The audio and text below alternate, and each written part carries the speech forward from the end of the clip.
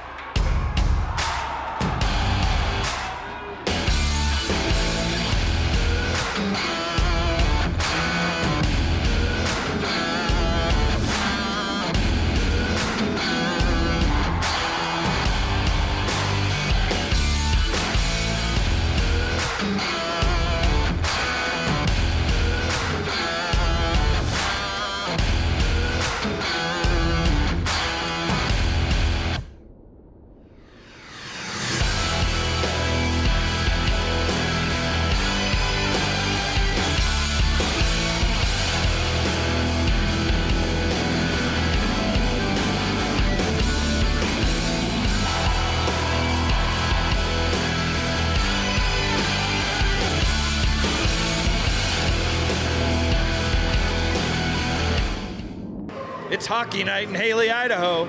I'm Michael David with Eye on Sun Valley Sports, coming to you from the Campion Ice House, where tonight your Sun Valley Suns take on the Connecticut Bantam Beauties. The Suns won last night's game in exciting overtime fashion, so you know the Beauties are looking for revenge tonight.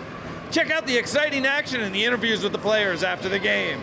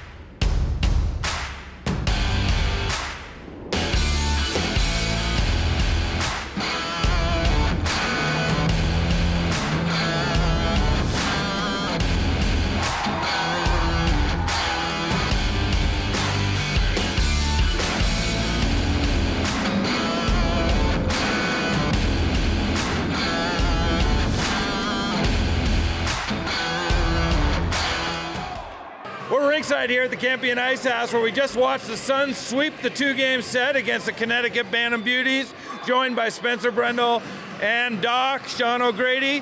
You guys, they were tough out there, fun 2 games. What was it like out there? They were. I mean, this is one of the better teams that we've played this year, so it was really fast-paced, but luckily we got both the wins, so that was good. Yeah, you guys, both of you started the scoring out early, took a lead, but you let them back into it. Yeah, we somehow always find a way to make it exciting, whether it's the right way or the wrong way, but that was a fun one for sure. It's nice, too. Great, clean hockey. What's it like out there? Yeah, it's just fast-paced, a little bit of stick work, but for the most part, those guys are fun to play against. Another good crowd here at Campion Ice House. How big a difference does that make? Yeah, it's such a big difference. It was really fun last night, come out and see the place packed, and then again tonight on a Saturday night. Legs are a little tired. Always fun when the crowd's going for us. Makes us pumped up.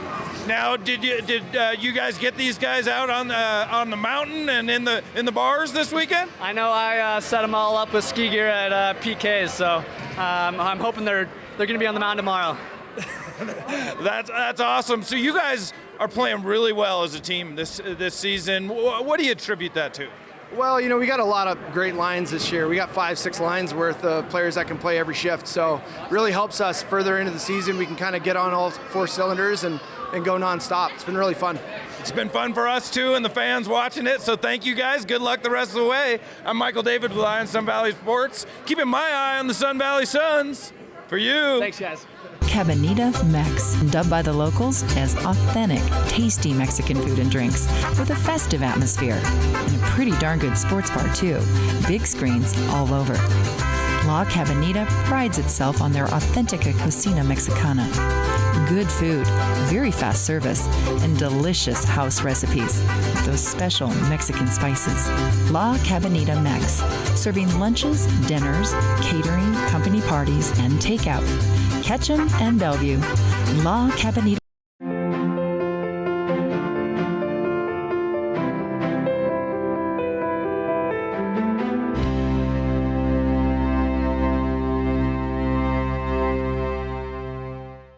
So we're mods. We have coffee, we have pastries, we have clothing. We sell it all. We have a range of vintage clothing, high-end women's and everyday wear, ranging from Pendleton to fancy going out dresses. Some clothing even dating back to the 20s. Hi, I'm Jacob. My wife Tara and I are the owners of Mods. We're both a coffee shop and a clothing store. We use Harrison Insurance for everything. Business, auto, renters, even our little dog is insured. The nuances of our unique business are covered with Harrison, and I don't think that I could have obtained that going to a big insurance company directly. We feel that if something were to happen tomorrow, we'd be okay because we have Harrison Insurance to help us. Harrison Insurance for all of your insurance needs. Hi, I'm Gary, manager of the Attic Thrift Store in Haley, and today I'm not here to sell you anything or tell you about any great deals at the Attic.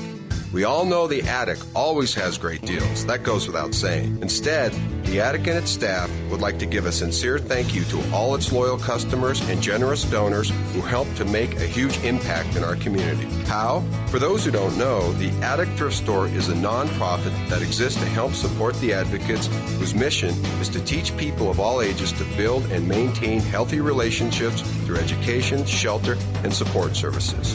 With your help, we are making a difference in ending domestic violence and sexual assault. Every day, lives are changed at The Advocates. Please visit our website at www.theadvocatesorg.org. So from all of us, thank you for shopping and donating to The Attic. You're truly...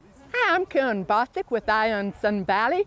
I'm here on a windy day in Sun Valley, which is unusual for us, but I've got a steaming cup of hot cocoa from Perry's Restaurant, a bran muffin too. I'm fueled up and ready to ski the rails. Hi, I'm Morgan Booker, Communications Director at the Blaine County Recreation District. We're super excited on kind of a crazy morning to be here at Ski the Rails. We've been doing this for over 20 years, and it's just a great way to incorporate all the community into a super fun Nordic day. Friends ride the bus up from Haley or stop here and ski all the way down. We've got great aid stations sponsored by Perry's, Galena Lodge, Higher Ground, Backwoods, And we've got the Haley Public Library involved this year, offering a story tour. So starting at Buttercup Road, our friends can read a story as they ski into Haley. So we're really excited for a great day.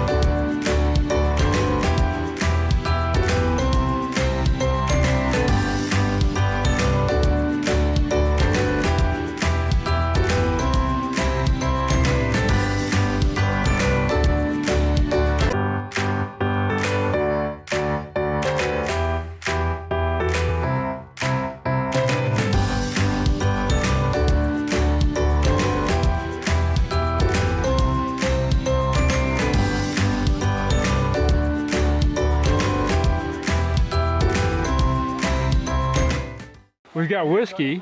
We have Dunbar bites. And we have chocolate chip cookies. We even have some health food. We've got oranges and bananas. Hot chocolate. And hot chocolate. So and all the treats food for groups. the dogs. We've got all the food groups you need for a successful ski. Good morning.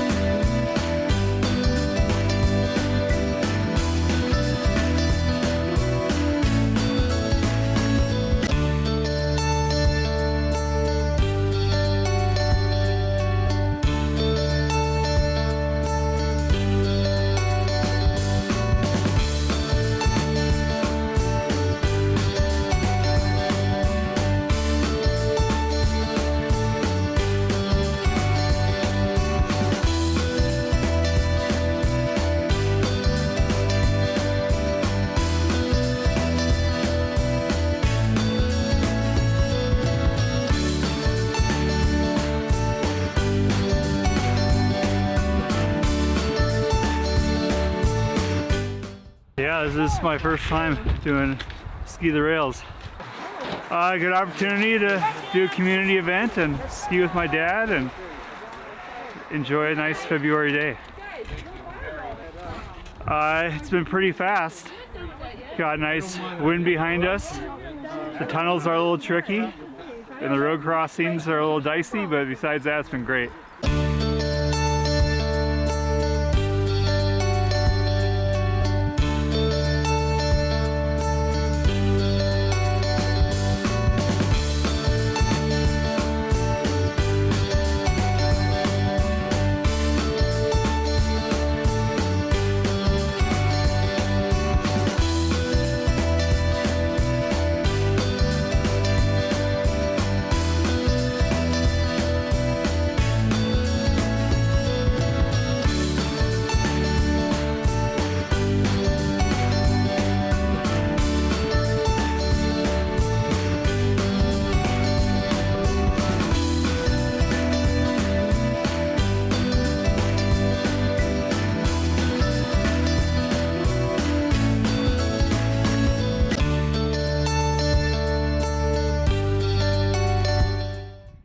the best part?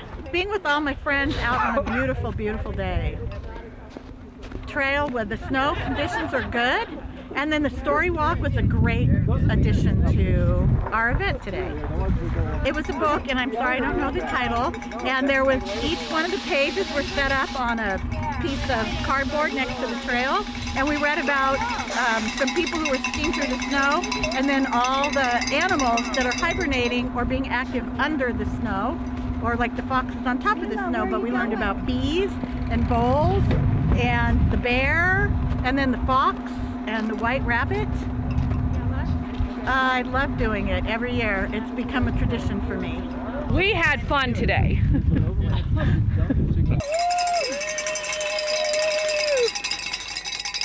That was a blast. We got Don bars along the way. The doggies got treats from Mountain Humane Animal Shelter. And it was just a gorgeous day with all kinds of friends to chat to and all that stuff.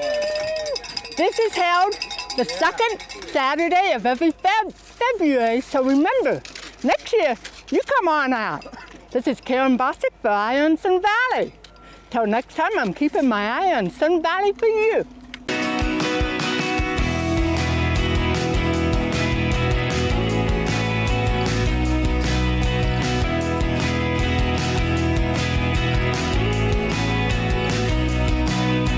Eye on Sun Valley. Daily local news from beautiful Sun Valley, Idaho.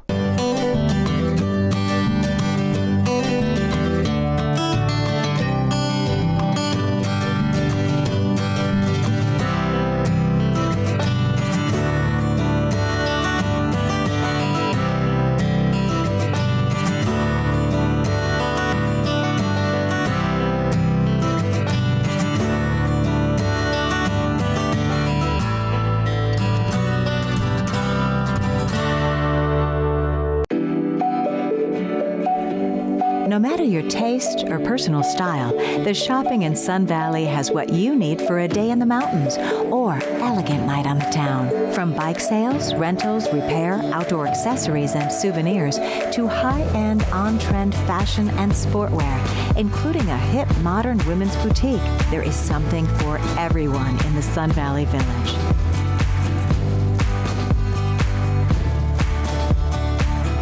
Don't forget about the kids, as stepping foot in the toy store is a dream come true for the little ones. The Sun Valley Village shopping options blend a touch of European style with Main Street USA hospitality, all in a charming mountain town setting.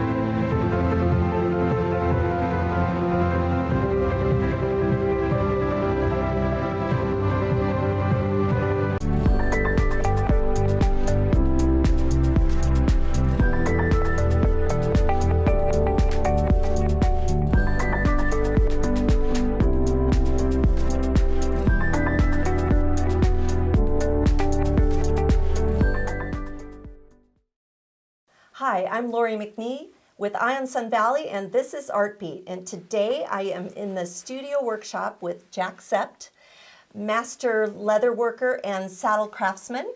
And thanks for joining us today. I love being here. It smells so good in a leather shop. Well, thanks for coming down. It's a long drive down here, so It's a beautiful drive down here. The Bellevue Triangle, that's what this is. It is. Yes. Mm-hmm. Yes, I love it down here. It's gorgeous, gorgeous day, and this beautiful saddle in front of us. Tell us a little bit about what you do.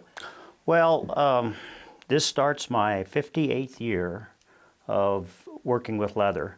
I started when I was 12 years old in a 4-H class, and I was born and raised on a ranch, so cowboy stuff was big. That's wonderful. And yeah, my uncles, my dad, everybody, they always talked about custom saddles, custom boots, custom hats, all that.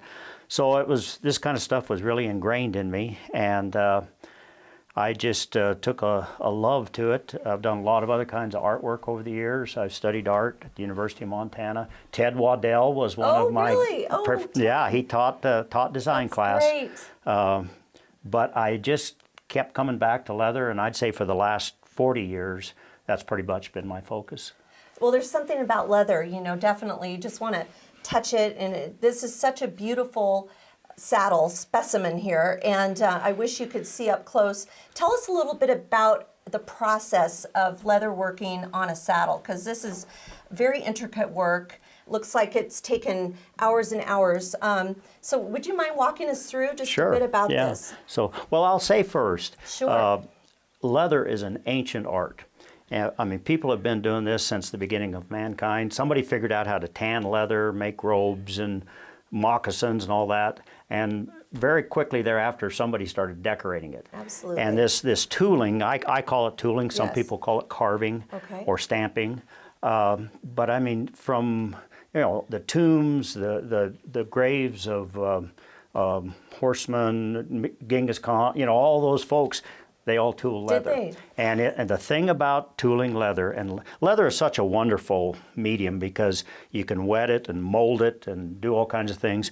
And once you do this impression, it'll stay there forever. Well, you were talking about that earlier. Can you show us the saddle tree back Sure, here? Because yeah. it starts with this saddle tree I learned. Yeah, the base of a saddle is the saddle tree.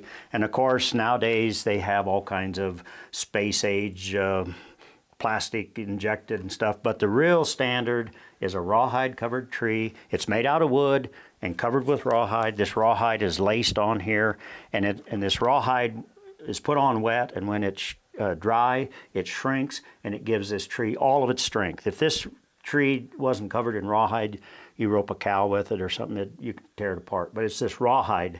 And so when a customer comes, the first thing we do is kind of figure out, saddles are like, let's just say, athletic shoes. You don't play basketball in spikes or what, so it's what kind of riding are you doing? What do you do? What do you want? And so we figure out, what kind of front end you want, what kind of a tree, what kind of a horn, how high you want your cantle, all that kind of stuff. And the old saying in the saddle making business is the top side is for the rider, the bottom side is for the horse. Oh, good. And so I don't make saddles for a particular horse, but I make them for a type of horse because horses change. The same horse, I mean, from the beginning of the season to the end can lose a little weight and all that. So, but anyway, that's interesting. I haven't ever heard that. I used to ride horses and owned them myself, and this is really interesting to me. And I even tried my hand at tooling leather years and years ago, and so it's really fun to learn the process, the backstory. So thank you. Yeah. So you take, start with that tree. And then I just start adding leather, and to me, the secret of a really good seat is it's down like this, but it's also narrow. People's legs come together. You don't want a big, wide seat, so I try to keep my seats pretty narrow. And then the tooling and that sort of thing is customer choice.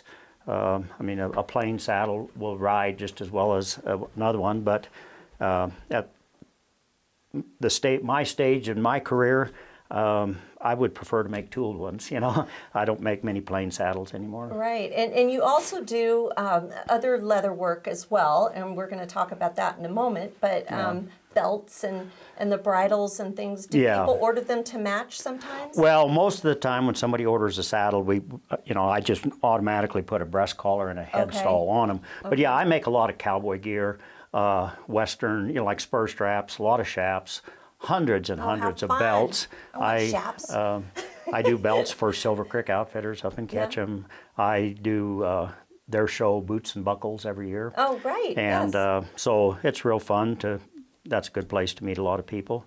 And okay, tell us a little bit about the parts of the saddle. This is the horn, right? Yeah, this is the horn. Okay.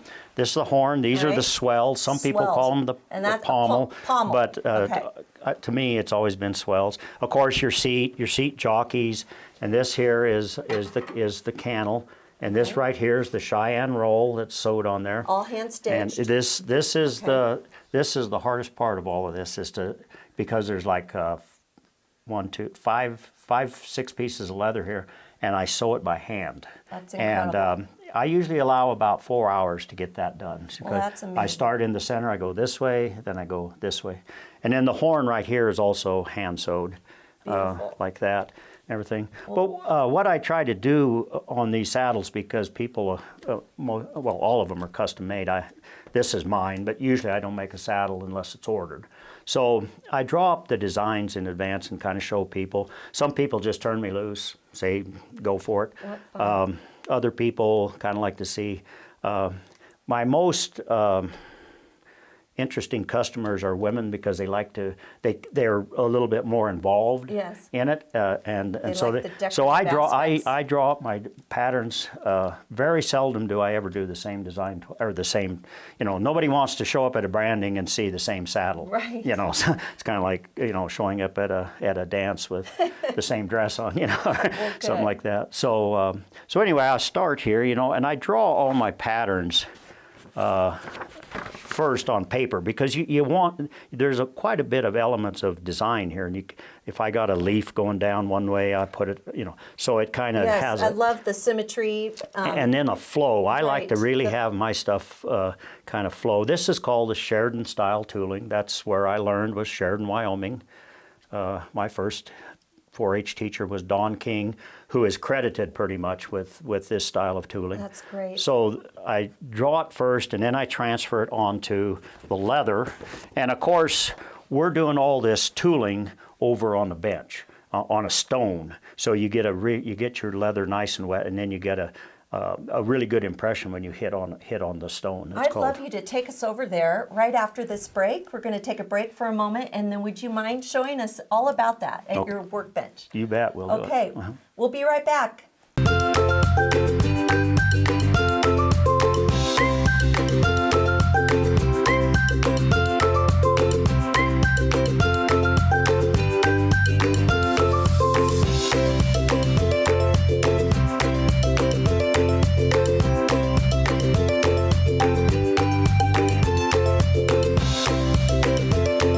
Better food, better price, better service. Atkinson's Market, supporting local farmers since 1956. Edge Event Productions proudly provides audio and visual solutions for your private party or event, your wedding or special banquet. With top quality audio and lighting, you won't regret choosing Edge. They'll simply custom and create an event design suitable for your party, your budget, and work with you through the entire process.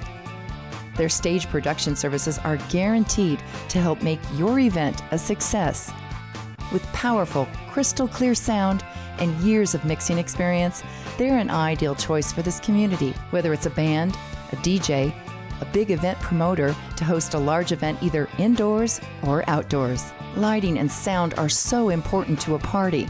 Take your party to the next level with Edge Event Productions. Reach out to Andy at edgeeventproductions.com. That's Andy at edgeeventproductions.com.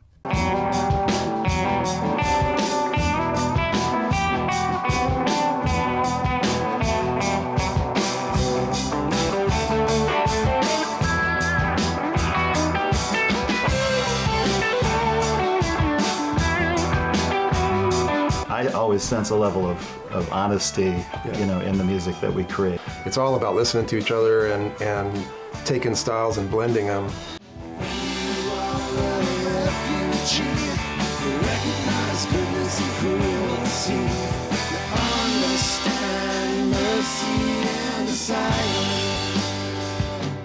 We just let our music happen, and sometimes it takes us to places where we never thought we could go, and we're looking at each other when we're done going, how do we do that? And that's really the only way that you can create that kind of magic, is to just leave space for it to happen.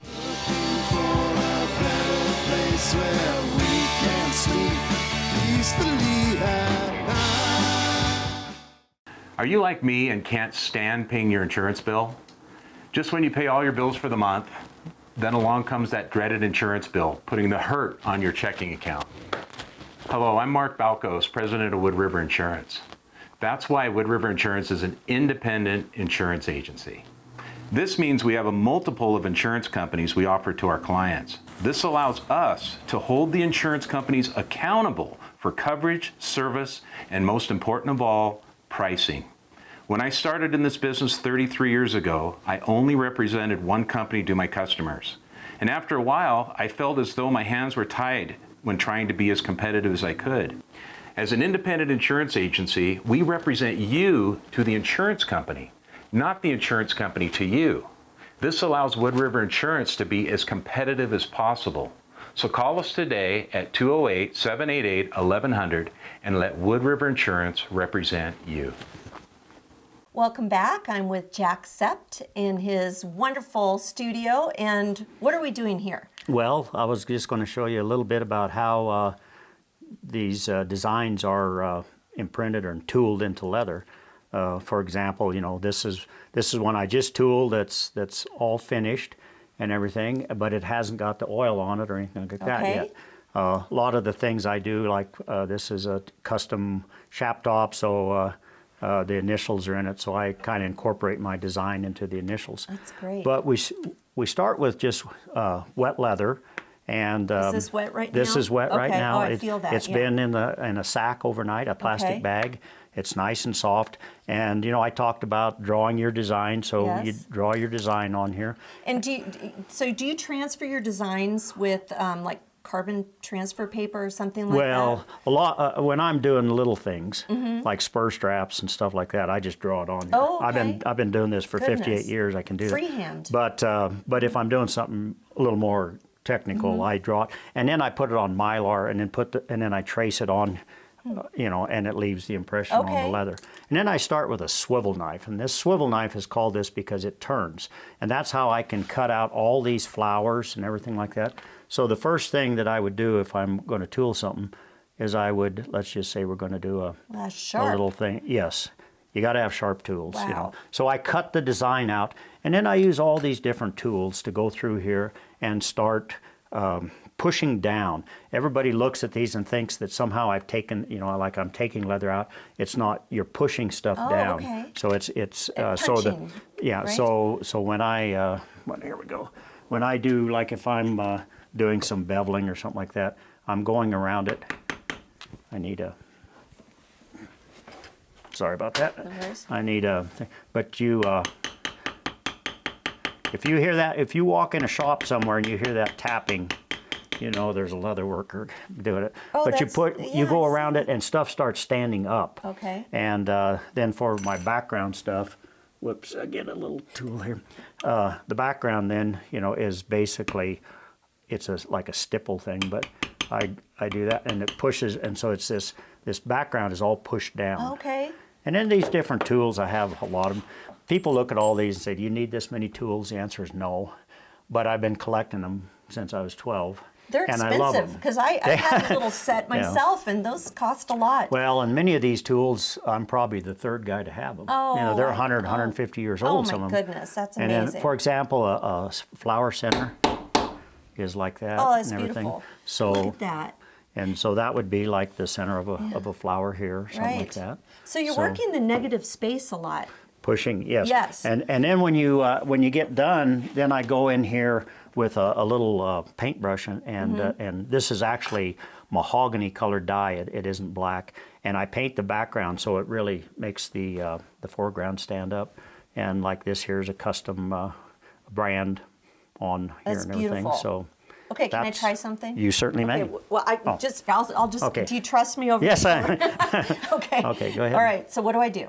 Okay. Well, let's just here we'll Okay. get some a nice flower. Okay. And like say you. All right. And what you got to whack it pretty good. Okay. Ah. Well, that was a mess. That's one design. Okay, you got to hold it real You got to still. hold it. Okay. Yeah. There you go. See, good. Yes. That's a very nice imprint. That was very nice. Wow. And okay. so, the thing about this is there's only one way to do it. That I've been doing this for 58 years, and I can't figure out a faster way to do it. Okay. So if you got a lot of time to spend, setting up here tapping leather Yes. and listening to NPR is a very good way to spend time. That's good. Oh, how fun. Okay, so this is marble? Like, have you ever cracked through it before? No, it's about this thing. Oh, is it? Okay. Yeah, people refer to this as the stone. They'll say, I'm going to go over on the stone. Okay. And the reason that you have a stone like that is so that you get, when you hit, a lot of times you only want one hit. Makes it look easy. If you hit 2 or 3 times, you'll start getting. Sometimes you'll get a shadow or something like that. That's what I did here. So if I'm doing it this is called a thumbprint. It's like one hit. And I'll show you something else too that I really enjoy is these. This is called tooling. This is called stamping. Okay. Oh, yeah. So that leaves a geometric stamp. Okay. And so you line them up, and the part you don't hit starts to form the design. Oh, I see. See how that works? I see that. I don't Yeah. know if you can see that, but Yeah. So there's what I call tooling, then there's stamping, and then a lot of times I do a combination. well, it's beautiful. Yeah, and then what kind of leather? Like, where do you get your leather? well, this for any kind of tooling and stuff, you have to use vegetable tan leather. This particular leather is Herman Oak. It comes from St. Louis, a tannery there. I actually buy it out of Montana leather, Billings, Montana. But there's also Shap leather and stuff like that. But it's a lot softer, and it won't hold an impression. Okay. So and like I say, you've got to have this wet. I don't mean drowned. It's got to be cased. You wet it, and then let it be mellow, and then you get a perfect impression. Okay. Well, how interesting. So now, where can folks find you? Do you have a website? No. No website. Okay. No. I am in the phone book under leather. He's old school. But I don't have leather. I don't have a website or anything like that. I'm mostly word of mouth. I send stuff all over the world, but I don't advertise. So, and I'm about pretty near a year behind. Well, and so. do you have an apprentice? Like, this is almost a lost art in ways, isn't it? A lot of people do it, but it's so that. hard to make a living at it Okay. because it's so it's time, and you gotta charge for your time, and a lot of people just don't appreciate the work that goes in. So there's people who are doing leather work, but they're also working. Right. Well, and, good. Well, Jack, thank you so much for joining me here today, right. or for Appreciate letting it. me join you here today, No, I should say. It's a treat. And it's a treat to meet you. And so Jack Sept down in Bellevue, Idaho. Thank you for joining us with Art Beat with Ion Sun Valley, and we'll see you next time. Audio Innovations is an innovative audio-visual company that designs, integrates, and simplifies a truly custom system to keep you comfortable, entertained, and secure in your own home. Audio Innovations TJ's Electric offers a variety of services, from phone systems to lighting control systems, HVAC systems, home theater, electrical, audio, and video, drapery systems, and more. Audio Innovations, 91 East Croy Street, Alturas Plaza, in Haley.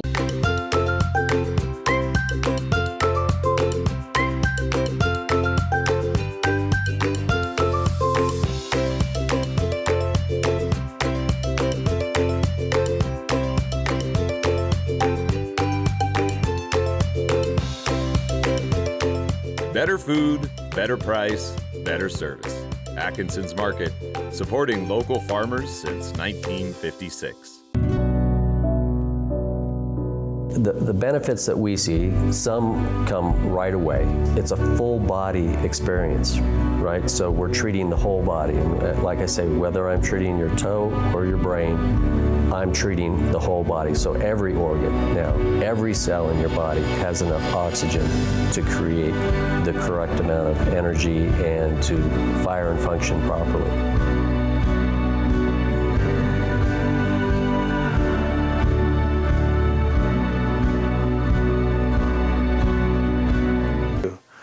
For those of you that have sleep apnea but are just not able to tolerate your CPAP unit, there is help right here in Ketchum. I have over 17 years of advanced training in sleep health, and I can treat your sleep apnea, including annoying snoring, from beginning diagnosis all the way through treatment. No need to travel hours away for overnight sleep studies. I'll provide you with a complimentary, complete computer airway evaluation and consultation. Give my office a call, and I can help you feel more rested and have more energy. Sleep well, live well. Come see us at Sun Valley Smile Designs and Sun Valley Sleep Health. Hi everybody, I'm Karen Bosick with Eye on Sun Valley. I'm here in Sun Valley, Idaho on a drop-dead gorgeous February morning for the running of the Boulder Mountain Tour. This is one of the most prestigious ski races, cross-country ski races in the nation. Brings people from all over the world to compete, Olympic racers, everybody. And the reason is it goes 34 kilometers from Galena Lodge to Sawtooth National Recreation Headquarters, that's 21.2 miles, guys. They do it in just over an hour, too. Today's going to be especially fast because the temperature is supposed to top out at 44 degrees today, so the racers are just lapping it up. Let's watch.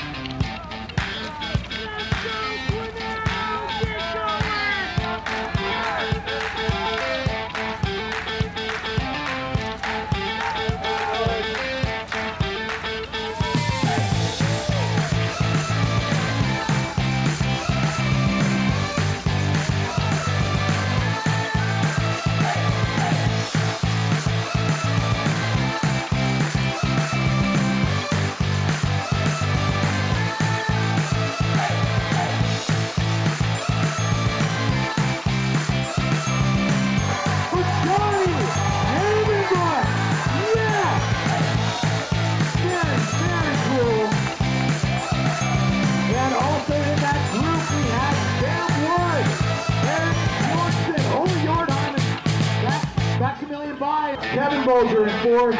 Skylar Patton, another junior skier, in fifth place, in contact with the leaders. It's a huge race for Skylar. Here comes Patrick Johnson. All right, coming to the line now, we've got John Bauer.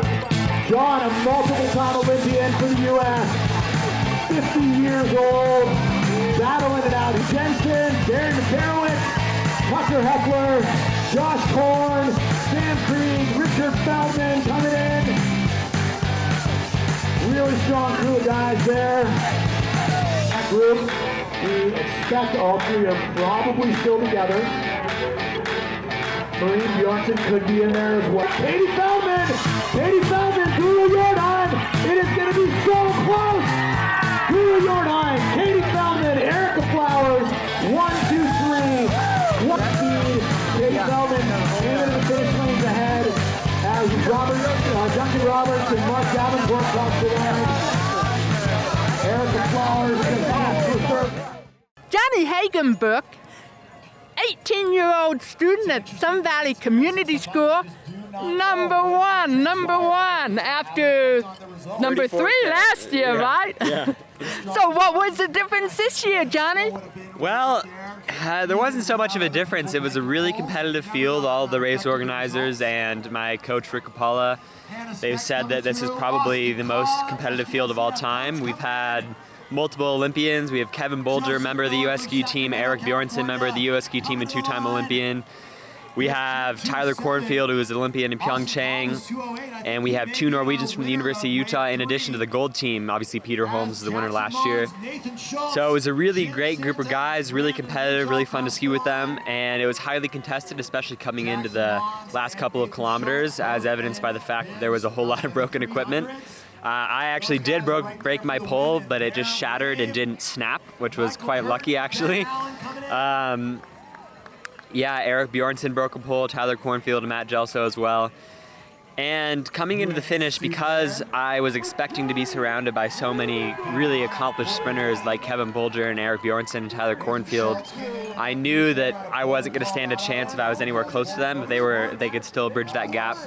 So when I hit the 1 kilometer marker, I decided to really go for it. And when I was coming into the finish, I looked back, and the gap that I had made was big enough that Kevin couldn't quite catch up, but he was coming quite quickly, so I think if it was a little longer, he probably would have gotten me.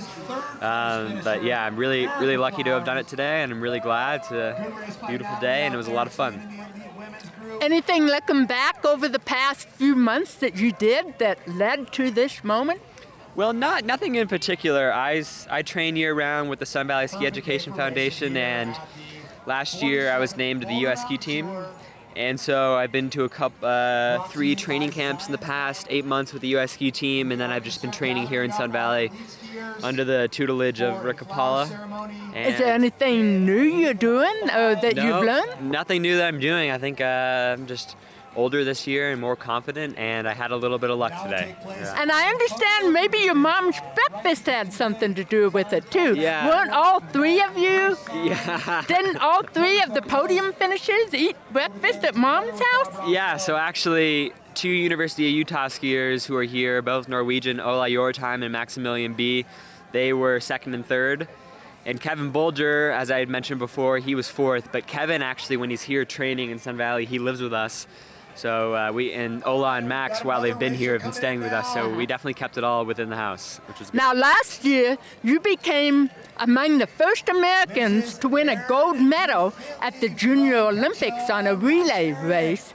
What's next for you now? Are you headed back to the juniors? Yeah, so actually Junior Olympics happened this year, and it only happens every 4 years, and I was too old this year, but at Junior World Championships last year, which took place in Lahti, Finland, I was lucky enough to be part of the 4x5 kilometer relay with my teammates Ben Ogden, Luke Jager, and Gus Schumacher.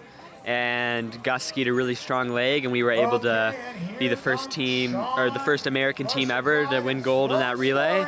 And that was a really fun day and really special.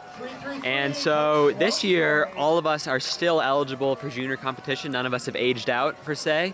And so we'll be going back to Oberwiesenthal, Germany for the 2020 World Junior Championships.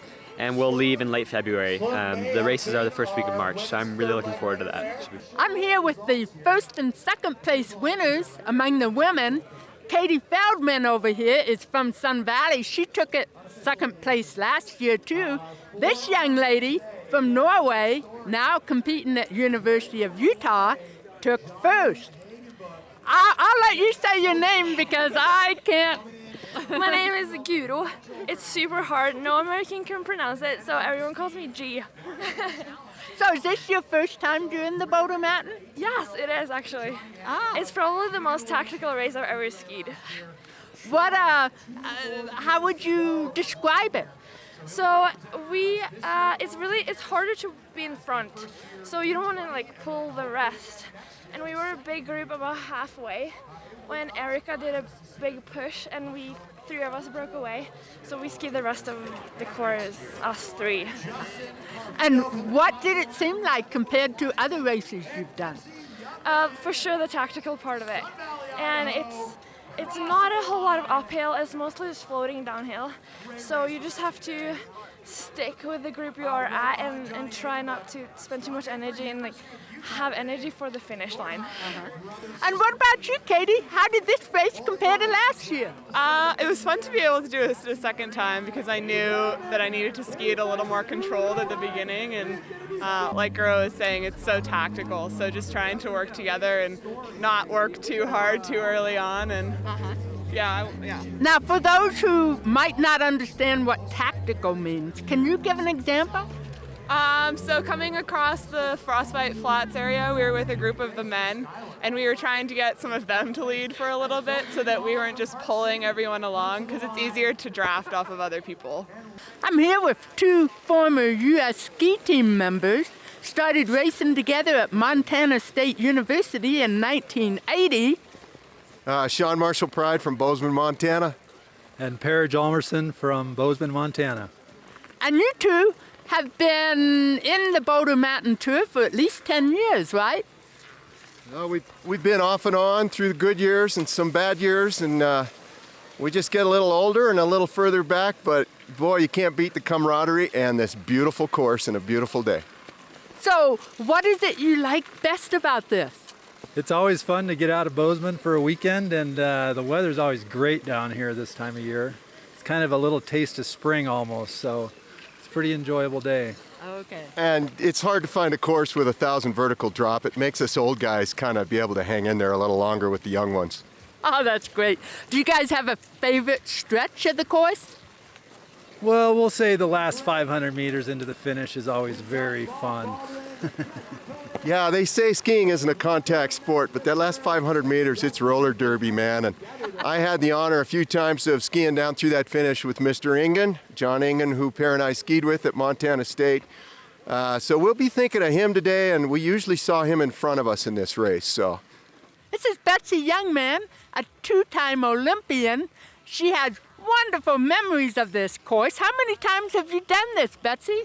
I've raced in the Boulder maybe 6-7 times, not that many times, but I've raced in this field a few times when I was here as a U.S. ski team member back in the 80s. And I love this field. I love seeing the action and just being here with everybody, enjoying Nordic skiing. Put this in perspective. How does this rank among cross-country races in the United States? This is one of the more competitive, one of the faster races in the United States because of the nature of the course. It attracts a lot of people who like to go downhill and like to pack race, so it's a little different than some other courses like the Birkie, which have more climbing, or the Craftsbury Marathon, which is more rolling. But as marathons go, this is a really popular one because it's so scenic and because it's a fast one. And we're going to have a perfect day today. And what's the strategy going into a race like this? Go hard from the beginning because you want to be in a good pack because it's downhill and it's so fast. So everybody goes out as hard as they can, then they kind of settle in for the middle part of the course and then go as hard as they can for the last 5K. So it's fun. It's nonstop. You just never know what kind of day someone's having. If we don't get out of self and we don't look at the other person in the eyes or say hi or hello, we have no idea, what kind of impact that could have had for someone for that day. It's kind of tragic. As we age, a person tends to isolate himself for one reason or another. When I applied for Meals on Wheels, I didn't realize what a wonderful service it really was. Socializing with all of the volunteers that come to visit, they're just doing it out of their good kindness, their good-heartedness, and it contributes to my nourishment and to my health. We can be a community that looks after all our members. No one forgotten, no one alone, no one hungry. How to help. What can I do? What can we do? If we want to make a difference, we have to get out there. While I am theoretically here to help and give to other people, I always feel like I get so much more back. The volunteers have wonderful insight in what makes elders happy. All the people here have such interesting lives and stories. We're not just elders here. And most of all, we don't feel isolated. You feel good mentally by coming here. Well, it's changed us. It's filled my heart, it's filled my life with so much activity. I think we all long to be communal. We long to be cared for and loved, and that's what happens here. Aging doesn't discriminate. We're all gonna age. There's no way of getting around it. Our desire is that quality of life and love and family would be available to all members of our community. That's what we do. If not us, who?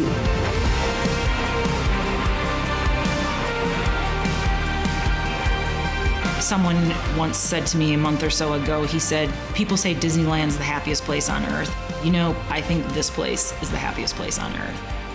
That this is the most fabulous place to come.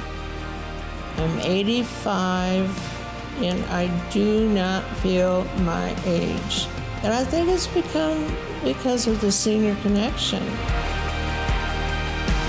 We just keep each other moving. It's like family is a gathering place.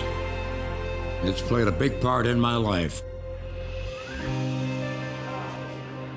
This is what we do, and we can't do it without you.